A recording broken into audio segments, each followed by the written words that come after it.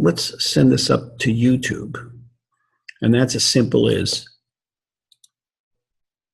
right mouse clicking and say, show in Explorer or Finder if you're using a Mac. And it will open up and show you where the file is. If I go up to YouTube, here's my upload arrow. When I click upload, it'll present me with this screen that says drop the selected files here. So I'll just take this, drop it, and that's it. It's starting to upload to YouTube.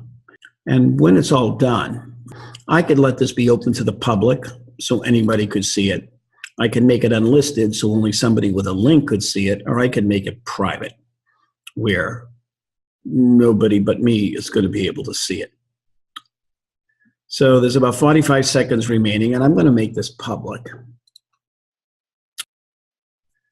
While that's uploading and it's almost all done, a simple slideshow like this could have easily been made using Lightroom Slideshow.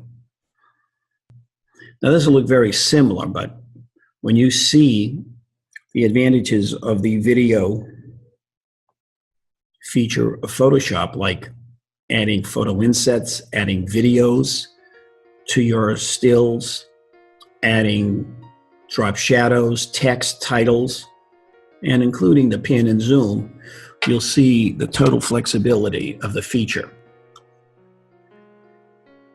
Let's go back. I'm sure this is already uploaded here.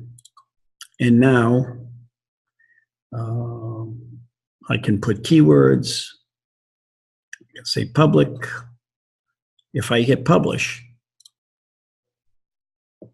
it's going up to YouTube and available to the public. And this is the link. And if I go over to a new tab, if I copy and paste this into a new tab, this should start playing.